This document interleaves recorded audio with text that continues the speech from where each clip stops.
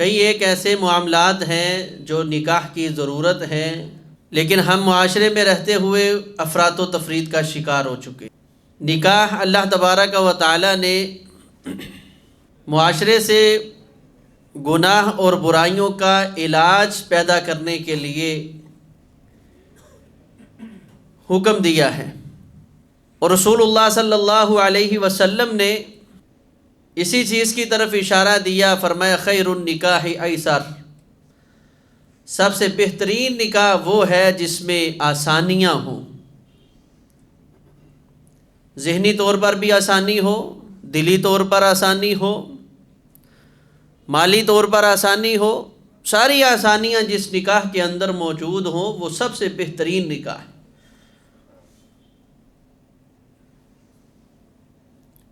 اور ایک روایت میں نبی علیہ الصلوۃ والسلام نے فرمایا کہ نکاح کو اتنا آسان کر دو کہ معاشرے میں زنا مہنگا ہو جائے۔ آج ذرا آپ تصور کریں کہ ہمارے نکاح کتنے مہنگے ہیں اور اس کے مقابلے میں زنا کتنا سستا ہو گیا ہے۔ تو آج ضرورت ہے کہ ہم نکاح کو آسان کریں۔ نکاح کی آسانی کے لیے ہمیں اس کی بنیادی چیزوں کو سمجھنا ضروری ہے۔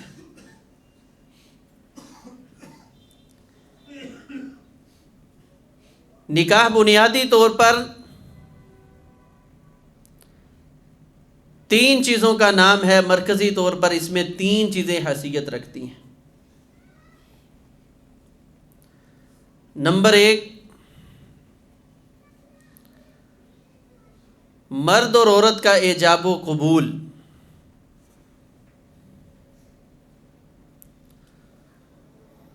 نمبر دو، ولی کی اجازت۔ اور نمبر تین، حق مہر۔ لیکن ان تینوں کاموں میں ہم انتہائی افراط و تفرید کا شکار ہو چکے ہیں، اور جس کا آئے روز ہمیں خمیدہ جو ہے وہ بھگتنا بھی پڑ رہا ہے، اور پریشانیاں آئے روز ہمارے سر پہ سوار بھی ہو رہی ہیں۔ سب سے پہلی چیز،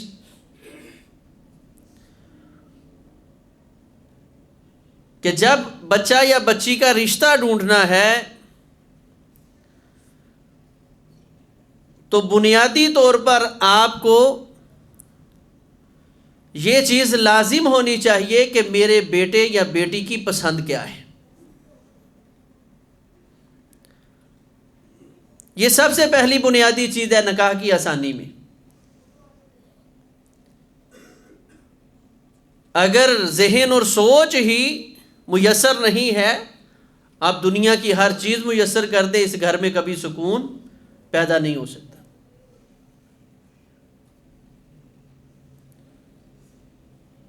اپنے بیٹے اور بیٹی کی تربیت کریں کہ ہمیشہ ذات کا انتخاب نہیں، صفات کا انتخاب کیا جاتا ہے۔ بیٹی کو بھی حق دیا جائے کہ وہ صفات بتائے، خود ان کو سمجھایا جائے کہ نبی علیہ الصلوۃ والسلام نے جو مرد کی صفتیں ذکر کی ہیں، اخلاق اور دین، اس کو وہ بیٹی ترجیح دینے والی ہو۔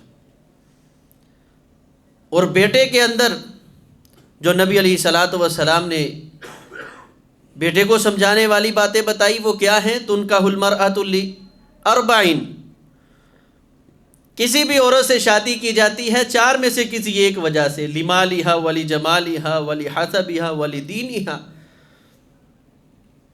مال کی وجہ سے، خوبصورتی کی وجہ سے، دین کی وجہ سے، رشتہ جو ہے وہ برادری کی وجہ سے، حسب نسب کی وجہ سے۔ لیکن نبی علیہ الصلوۃ والسلام نے فرمایا سب سے زیادہ ترجیح دین کو دی جائے۔ اس کا یہ مطلب نہیں کہ فقط دین کو ترجیح دی جائے، ہاں اگر مال جمال کے مقابلے میں دین نہیں ہے یعنی ایک طرف مال اور جمال حسب موجود ہے، دوسری طرف دین موجود ہے، تو اس وقت آپ دین کو ترجیح دیں۔ لیکن اگر اخلاقی طور پہ، دینی طور پر برادری میں رشتہ مل جائے، بڑی بہترین چیز ہے۔ مالدار رشتہ ملے، بڑی بہترین چیز ہے۔ خوبصورت رشتہ ملے، بڑی بہترین چیز ہے۔ یہ بچوں کی تربیت کرنے والی چیزیں ہیں، اور اس میں ہمیں ماں باپ کو بھی یہ چیزیں جو ہیں وہ سمجھنے والی ہیں۔ تو ان چیزوں کو بچپن سے اگر ہم اپنے بچوں کو سمجھائیں، تو پھر جب آپ کل کو بچوں سے ان کی پسند پوچھیں گے تو یقیناً بچوں کی پسند بھی وہی ہوگی جو ان کی تربیت ہوئی۔ تو سب سے پہلی چیز، بچہ ہو یا بچی ہو، اس کی پسند یہ لازمی ہے کہ ذہنی طور پر وہ بچہ اور بچی راضی ہو۔ اگر وہ بچہ اور بچی راضی نہیں ہے، یا ہمارے ہاں جیسے ضدوں میں آ کر، یا ابھی بچے کو شعور ہی نہیں ہوتا، میں نے جی اپنی بہن سے زبان کر لی ہے، میں نے اپنے بھائی کو زبان دے دی ہے، ہاتھ دے دیا ہے، یہ اپنی زبان، اپنے ہاتھ اپنے کنٹرول میں رکھیں۔ شریعت آپ کو اجازت نہیں دیتی اس چیز کی۔ سنن ابن ماجہ میں روایت ہے، رسول اللہ صلی اللہ علیہ وسلم کے پاس ایک عورت آئی، جوان لڑکی تھی، نبی علیہ الصلاۃ والسلام کو آ کر فرمانے لگی، اللہ کے رسول صلی اللہ علیہ وسلم، میرے باپ نے میرے چچا کے بیٹے کے ساتھ میرا نکاح کر دیا ہے، میں اس کو پسند نہیں کرتی۔ نبی علیہ الصلاۃ والسلام نے اس بچی کے باپ کو بلا لیا۔ عبداللہ بن عباس رضی اللہ تعالیٰ عنہ اس روایت کے راوی ہیں۔ فرمایا نبی علیہ الصلاۃ والسلام نے وہاں باپ کے سامنے فرمایا، بیٹا میں اللہ کا نبی تجھے اختیار دیتا ہوں، تیرا دل چاہتا ہے تو اس نکاح کو رکھ، نہیں تو اس نکاح کو باطل کر، جہاں تو پسند کرتی ہے تیرا نکاح وہاں کیا جائے گا۔ یہ بچی مسکرائی، فرمانے لگی، اے اللہ کے رسول صلی اللہ علیہ وسلم، عزت دار ہوں، اپنے باپ کی رضا پہ اب راضی ہوں، لیکن آپ کی مجلس میں یہ مقدمہ کیوں لے کر آئی؟ میری زبان میں یوں سمجھے کہ جو ماں باپ کے دماغ پہ خمار چڑھا ہوا ہے کہ ہم ولی ہیں، جیسے مرضی کریں، فرمانے لگی، اللہ کے رسول صلی اللہ علیہ وسلم، میں دنیا کو یہ بتانا چاہتی تھی کہ عورتوں کے بھی اللہ نے حق رکھے ہوئے۔ جب محبوب کائنات صلی اللہ علیہ وسلم یہ رویہ اپنا رہے ہیں تو ہم کون ہوتے ہیں یہ کہنے والے، نہیں میں نے اپنے بھائی کو ہاتھ دیا ہے، اپنی بہن کو زبان دی ہے، فلاں کیا ہے۔ ترجیح دے اپنے بیٹے اور بیٹی کی پسند کو۔ سادے لفظوں میں یوں سمجھ لیں، زندگی اس بچے اور بچی نے گزارنی ہے۔ اگر ذہن نہیں ملے تو یہ دل کبھی نہیں مل سکتا۔ اسی وجہ سے نبی علیہ الصلاۃ والسلام نے کیا فرمایا تھا، لم نرا للمتحابین مثل النکاح، فرمایا ہم محبت کرنے والوں کے لیے نکاح سے اچھی کوئی چیز نہیں دیکھتے۔ اگر کسی کی طرف ذہنی طور پر میلان ہو گیا ہے بچے یا بچی کا، اس کے دین کا، اخلاق کا آپ کو کوئی اعتراض نہیں ہے، اس میں ایسے وہ یعنی جرائم پیشہ عناصر اس کے اندر موجود نہیں ہے، تو آپ بہترین، آپ کا قدم یہی ہے کہ آپ ان کی پسند کو ترجیح دے دیں۔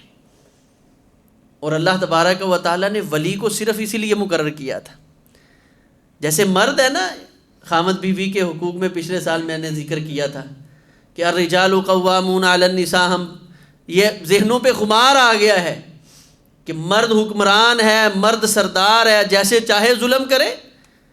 یہ ولیوں کے دماغ پر بھی خمار آیا ہوا ہے۔ ولی کو اللہ تبارک و تعالیٰ نے صرف اس بچے یا بچی کے فیصلے کو چیک کرنے کے لیے مقرر کیا ہے، اور یہ ہو سکتا ہے کہ کل کو اس بچی کے ساتھ کوئی معاملہ ہو جائے تو پھر عموماً اس بچی نے سب سے پہلا سہارا کون سا لینا ہوتا ہے؟ ماں باپ کا گھر ہے، تو اس کو یہ سنبھالنے والے ہوں۔ ہم نے اس کا نقشہ بالکل الٹ پیش کر دیا ہے کہ نہیں، جتنا چاہیں ہم ظلم کریں کیونکہ ہم ماں باپ ہیں، اور اگر کوئی کہے نہیں ماں باپ آپ میری بات سمجھیں، سمجھنے کی کوشش کریں، تو پھر دیندار لوگوں کا جواب کیا ہوتا ہے؟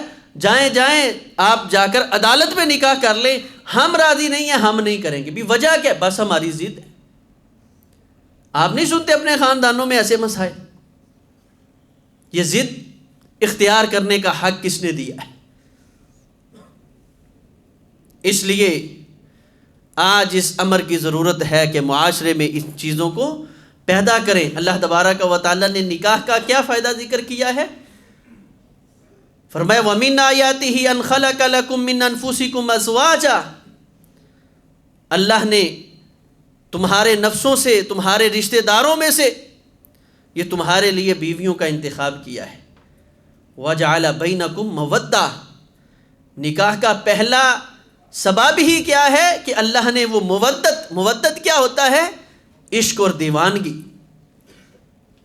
تو جس کو نکاح سے پہلے، نکاح کے وقت نفرت ہے، وہ تو نکاح کے مقصد کو ہی فوت کر رہا ہے۔ میں نے تو بڑی مثالیں دیکھی ہیں اور سنی ہیں، ہمارے سامنے واقعات پیش ہوئے ہیں کہ قتل کی دھمکی لگا کر دستخط کروائے جاتے ہیں۔ وَجَعَلَ بَيْنَكُمْ مَوَدَّةً وَرَحْمَةً، یہ رشتہ زبردستیوں کا نہیں ہے، یہ عشق، محبت اور پیار کا رشتہ ہے۔ اس بنیاد پہ یہ رشتہ قائم ہونا چاہیے، اور جب یہ محبت کی بنیاد پہ قائم ہوگا تو فرمایا جب جذبات، خواہشات ختم ہو جائیں گی تو یہ رشتہ اس وقت بھی آپس میں رحمت کا سبب بنے گا۔ دوسری چیز، اس میں ولی کی اجازت ہے۔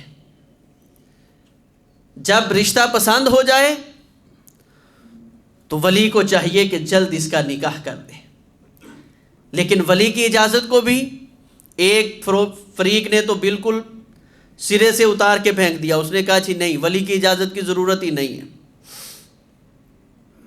اور آئے روز یہ کورٹ میرج اور یہ جو ہے بھاگنے والا سسٹم، اس نے فروغ جو ہے اس کو ملا ہے۔ نبی علیہ الصلوۃ والسلام نے فرمایا ایما امرأۃ نکحت بغیر اذن ولیہا، کوئی بھی عورت وہ اپنے ولی کی اجازت کے بغیر نکاح کرتی ہے، فنکاحها باطل فنکاحها باطل فنکاحها باطل، فرمایا ان کا نکاح باطل ہے۔ ایک روایت میں نبی علیہ الصلوۃ والسلام نے فرمایا لا تنکح المرأۃ بنفسها الا زانیہ، بدکارہ عورت کے سوا کوئی ایسی عورت نہیں ہے جو بغیر ولی کے نکاح کرتی ہو، لیکن شرط یہ ہے کہ ولی، جیسے شروع میں نے ابھی ذکر کیا ہے، اپنی ذمہ داریوں کو سمجھتا ہو۔ اگر ولی اپنی ذمہ داری کو نہیں سمجھتا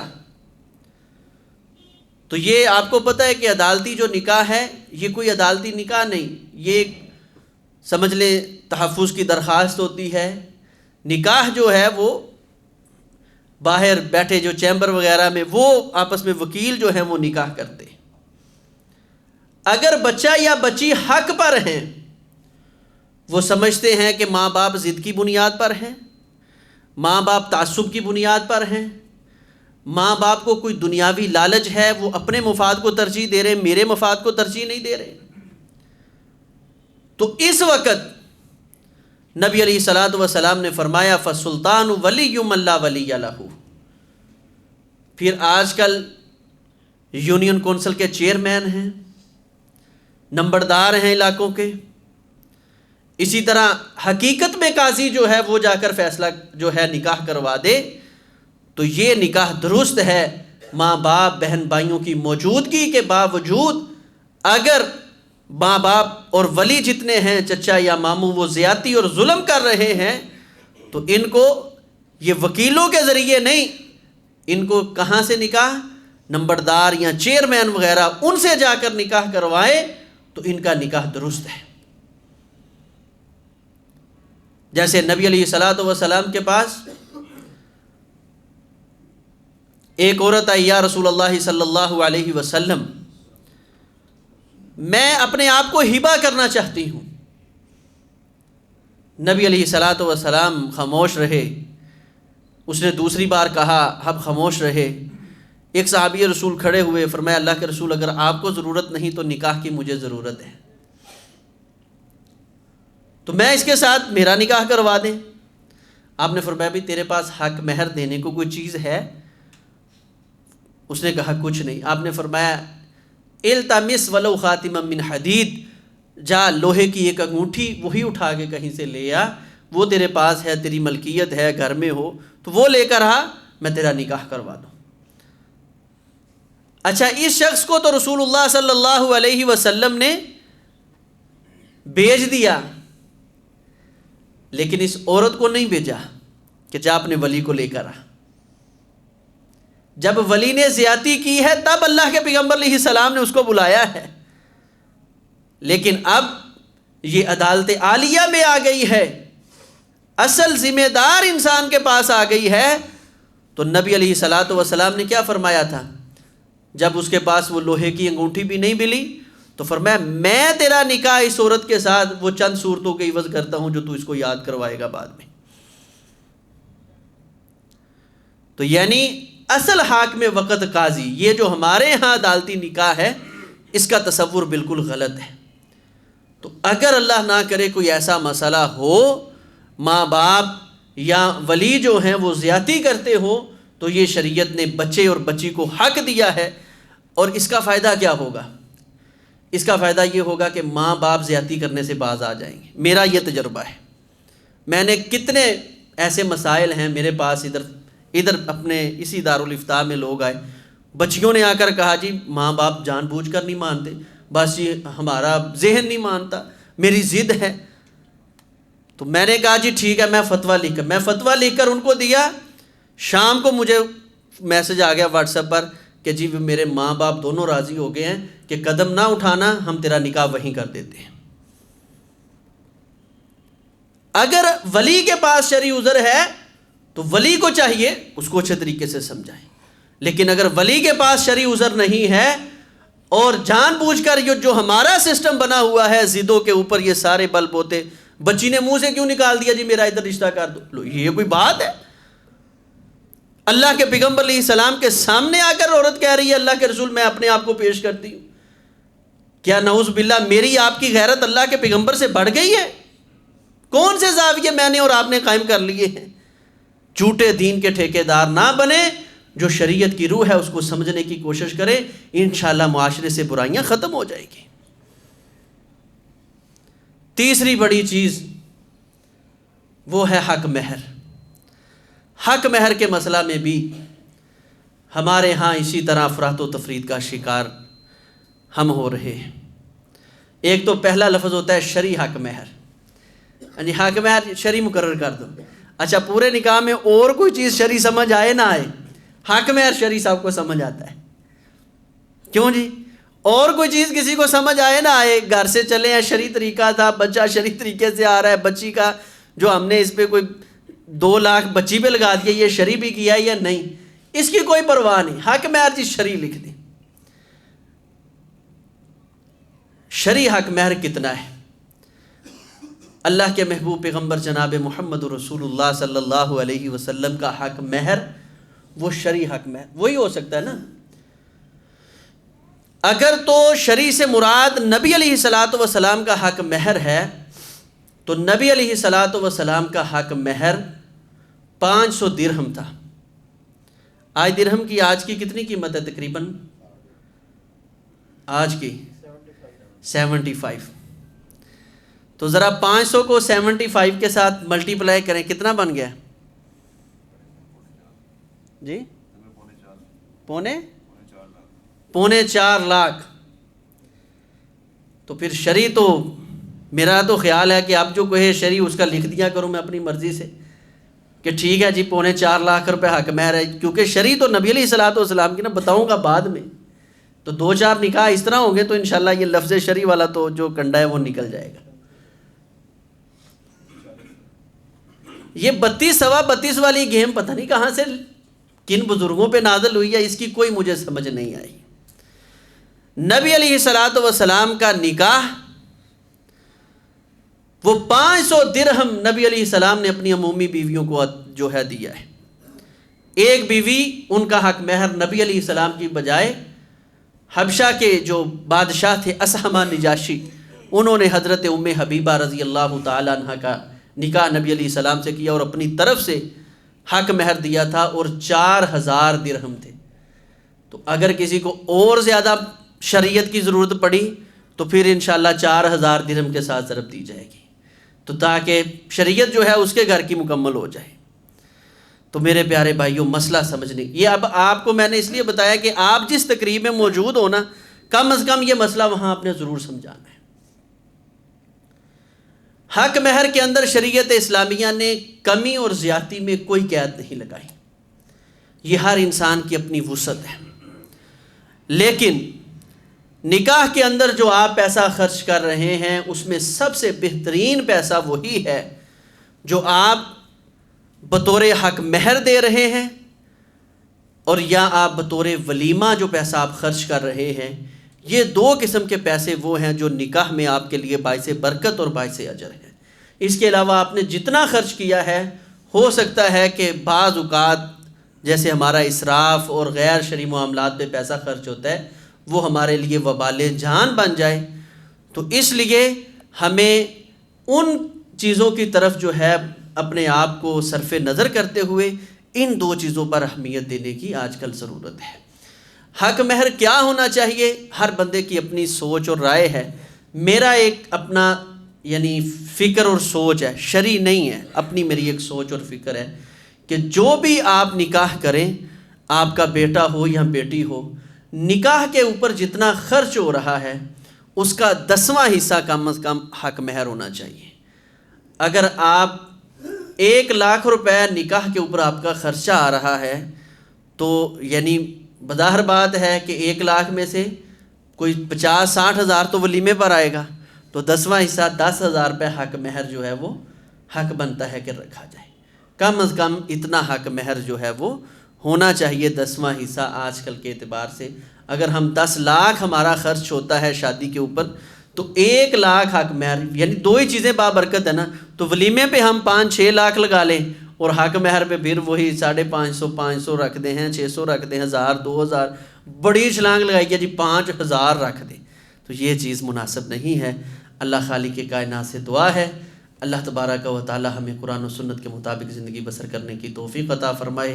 اقول قولی ھذا استغفر اللہ لی ولکم ولسائر المسلمین۔